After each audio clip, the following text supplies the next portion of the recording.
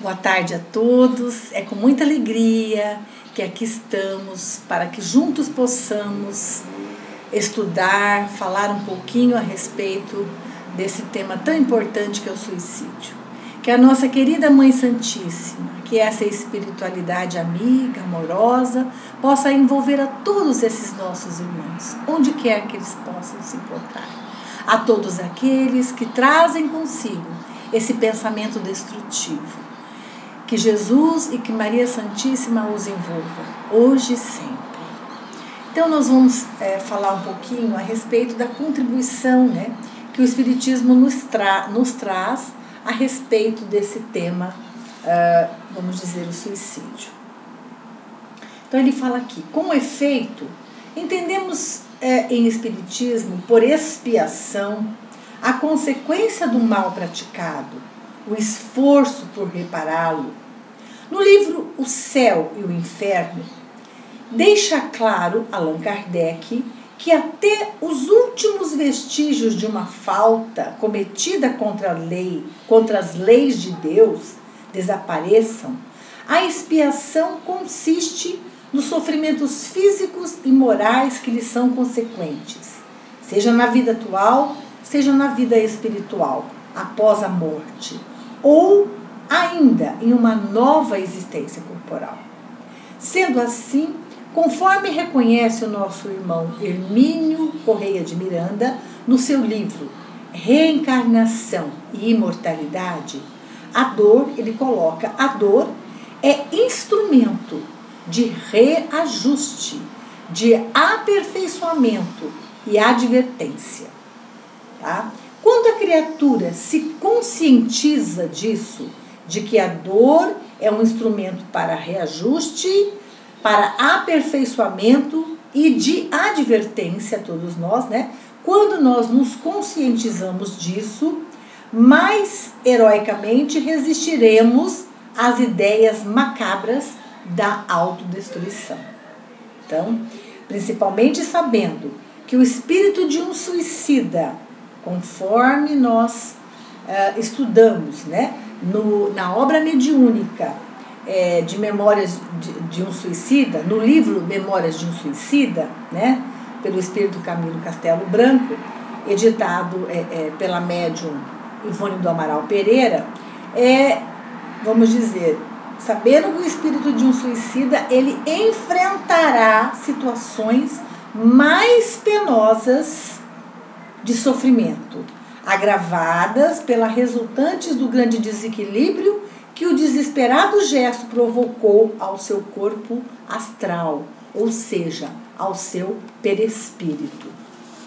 Então, cabe-nos fazer uma explicação. E o autor do livro, nosso irmão Celso Martins, nesse livro Aborto, Suicídio e Pena de Morte, ele nos diz o seguinte: o homem tem 3 componentes a saber: o espírito, que é a sede da inteligência, da consciência, da razão, da memória, dos sentimentos; o corpo de carne e osso, de sangue e nervos, de vísceras e hormônios, E o terceiro, que é o perispírito, quer dizer, o envoltório do espírito, que serve de ligação entre espírito e organismo biológico. Esse perispírito jamais se desintegra, jamais esse perispírito se destrói. Pelo contrário, com a morte, ou seja, com a partida do espírito para o mundo espiritual, o perispírito segue junto com o espírito. Ele será o molde, o modelo, a forma para o futuro corpo material numa próxima encarnação. Então, neste corpo energético, ficam arquivados todas as aquisições do espírito ao longo de suas múltiplas existências corporais. Então, tudo fica arquivado no perispírito. Desta maneira, um golpe fulminante sobre o corpo, por uma ação do suicídio, de modo agressivo, lesiona também o perispírito, e esta lesão só será reparada devidamente em uma outra existência orgânica, em cujo corpo se exibirá como um aleijão, uma deficiência, uma doença inexplicável, de difícil tratamento e de cura complicada.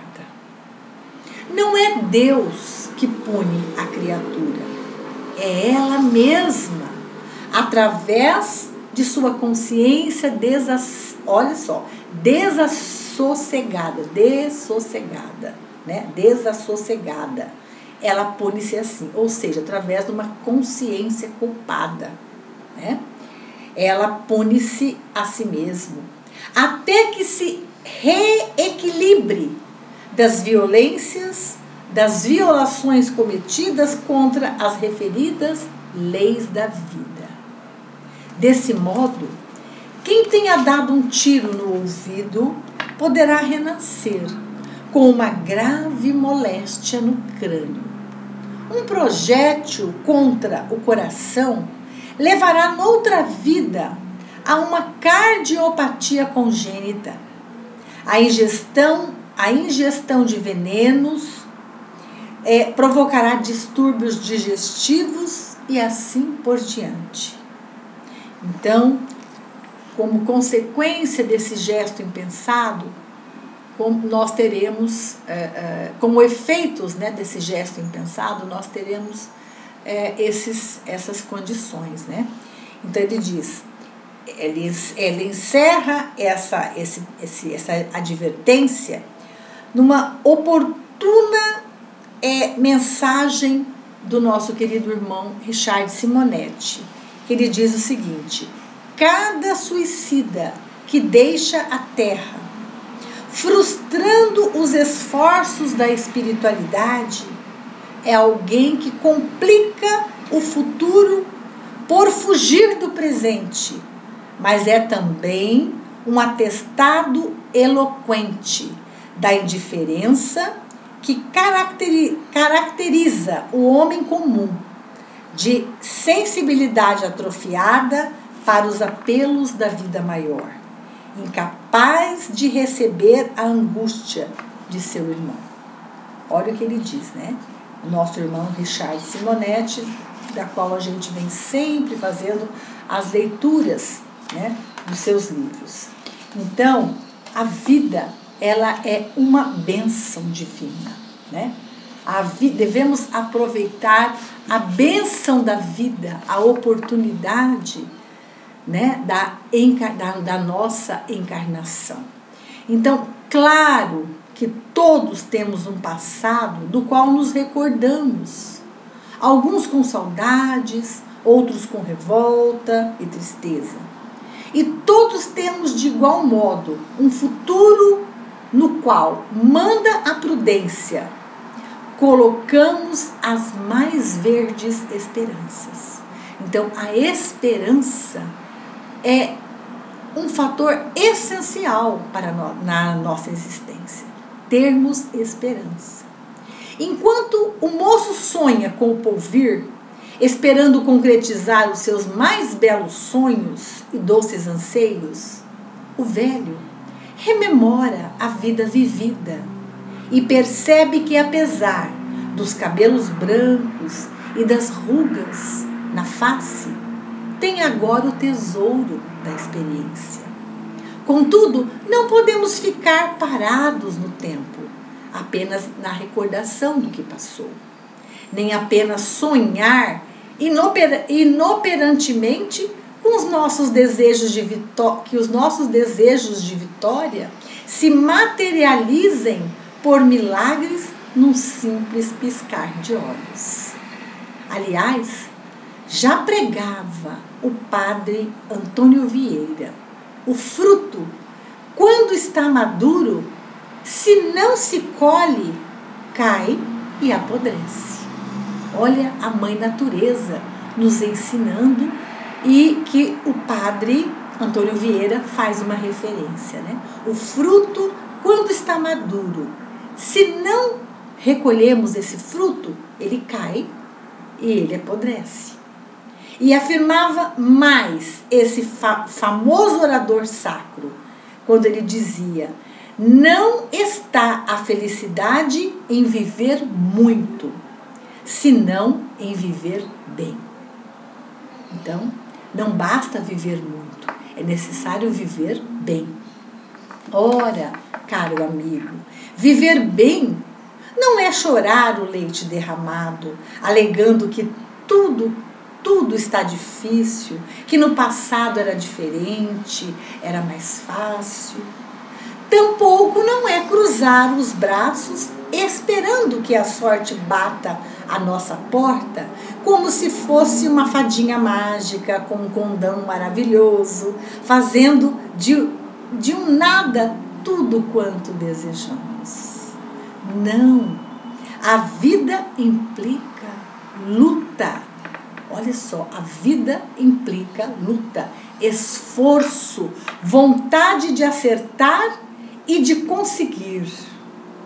Olha só, já dizia o gênio filósofo Voltaire, que a verdade, a liberdade e a virtude, olha só, a verdade, a liberdade e a virtude são as 3 únicas coisas pelos quais devemos amar a vida. Também disse o Padre Germano, grande Padre Germano, através da médium Amália Domingos Soler, que a vida sem virtudes é lento suicídio, ao passo que enobrecida pelo cumprimento do dever, santificada pelo amor universal, é o instrumento mais precioso do espírito para o seu aperfeiçoamento indefinido. Olha só, que maravilha. Então devemos aproveitar, né? Temos a necessidade de valorizar essa vida que nos é oferecida, que nos foi oferecida pelo Criador.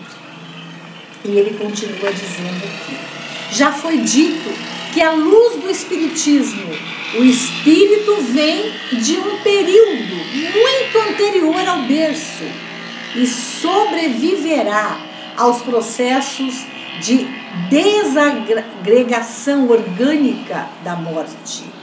Com efeito, ele está de passagem à face da Terra num corpo material para progredir e jamais para repetir os enganos, os erros e os equívocos do passado.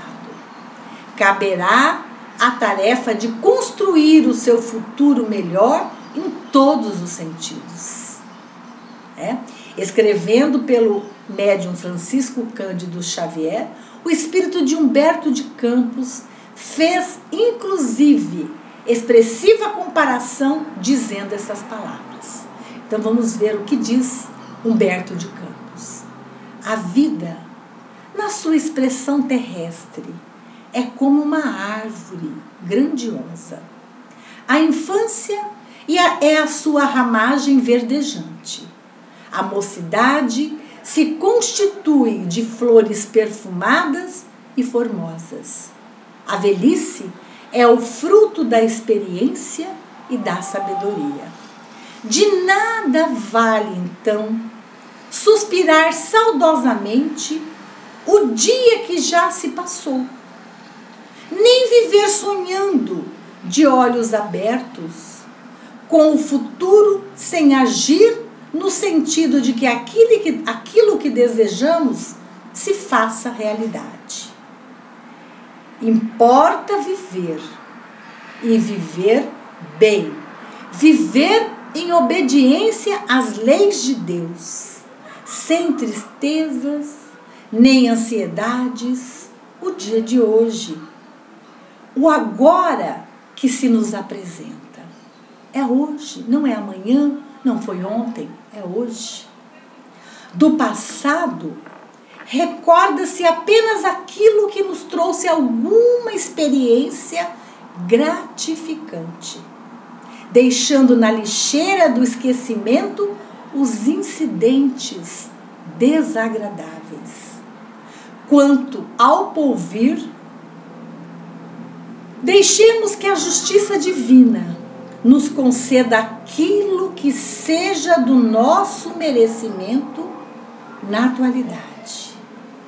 Por isso, o escritor russo Leon Tolstói recomendava nestes termos: é vivendo sem medir o tempo passado, nem o tempo futuro, que se vive realmente livre e sem preocupações. Vou repetir. É vivendo sem medir o tempo passado, nem o futuro, que se vive realmente livre e sem preocupações. Bem sei, querido amigo, que às vezes aparecem situações delicadas, circunstâncias adversas, problemas inesperados em nosso viver. Bem o sei também porque todos nós somos humanos, né? E já vivemos dias amargos, noites de agonia, de sofrimento, de dor. Entretanto, não devemos e não podemos jamais descrer da proteção do nosso Pai Celestial, dessa espiritualidade querida, amiga, que nos acompanha ao longo da nossa existência. Allan Kardec, no Evangelho segundo o Espiritismo, deixou-nos este ensinamento fundamental. A fé é o remédio seguro do sofrimento, mostra sempre os horizontes do infinito diante dos quais se esvaem os poucos dias brumosos do presente. Então, vamos refletir, né? A fé em Deus, no Cristo, nas forças espirituais que esses espíritos emanam, pode conduzir-nos a uma condição interior, a um estado de espírito capaz de superar a tudo, a todos os obstáculos, a todos os sofrimentos e as aparentes impossibilidades. Então, esse autor deixa essas palavras aqui, né? Na esperança de que sejam um antídoto para quem tenha a nefasta ideia do suicídio. Ele é um engano. A morte provocada jamais resolveu problemas de quem quer que seja. O suicídio não resolve as angústias de ninguém. Pelo contrário, agrava-as enormemente, como teremos oportunidade de ver ao longo desses estudos. Então, queridos irmãos, aqui, então nós vamos ficar com essa leitura, agradecidos a essa oportunidade bendita que nos é oportunizado, que nos é dado, né, através dessas redes, né, da Rede Doutrina, da Web Rádio Semente de Amor e de outras, né, de outros companheiros, amigos que, vamos dizer assim, que multiplicam essas mensagens. Então vamos agradecer e vamos levar essa mensagem de esperança, de fé, né, para dias melhores para todos nós. Então vamos agora à prece a um suicida. Numa instrução preliminar, o nosso querido irmão Allan Kardec nos traz a seguinte introdução: que o homem jamais tem o direito de dispor da sua própria vida, porque cabe somente a Deus tirá-lo do cativeiro terreno quando julga oportuno. Todavia, nós sabemos que a justiça divina, ela pode suavizar os seus rigores em virtude das circunstâncias, mas reserva toda a sua severidade para aquele que quis se subtrair às provas da vida antes de cumprir a sua condenação e que, quando é recapturado, é tratado severamente. Assim acontece com o suicida, que acredita escapar às misérias presentes e mergulha em infelicidades maiores. Prece. Sabemos, Senhor meu Deus, o destino reservado àqueles que violam as vossas leis, ao encurtar voluntariamente seus dias. Mas sabemos também que a vossa misericórdia é infinita. Dignai-vos estendê-la sobre todos os espíritos suicidas, e que possam as nossas preces e a vossa piedade suavizar a amargura dos sofrimentos que suportam por não terem tido a coragem de esperar o fim de suas provas. Bons espíritos, cuja missão é ajudar a esses irmãos infelizes, tomai-os sobre a vossa proteção. Inspirai-lhes o arrependimento por sua falta, e que vossa assistência lhe dê a força para suportar com mais resignação as novas provas que terá que passar para repará-las. Afastai deles os maus espíritos que poderiam levá-lo novamente para o mal e prolongar os seus sofrimentos, fazendo-os perder o fruto de suas futuras provas. Vós, cuja infelicidade é o motivo de nossas preces, que possa a nossa compaixão suavizar a amargura e fazer nascer em vós a esperança de um futuro melhor. Esse futuro está em vossas próprias mãos. Confiai-vos à bondade de Deus, cujos braços sempre estão abertos a todos os arrependimentos e só permanecem fechados aos corações endurecidos. Grato, Mestre Senhor Jesus, por tudo que nos é ofertado.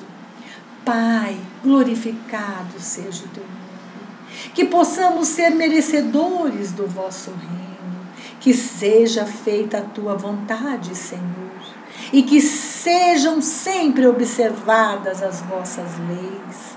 Não nos deixeis faltar o pão nosso de cada dia. Perdoai as nossas dívidas e as nossas ofensas, assim como devemos perdoar a quem nos deve e a quem nos ofende. Não nos deixeis cair diante das provas e dos obstáculos. Ajude-nos, Senhor, a superar os nossos vícios, as nossas más tendências, as más influências e as obsessões. Proteja-nos de todo o mal, hoje, agora e sempre. Que assim seja. Muito obrigada, Senhor. Muito obrigada.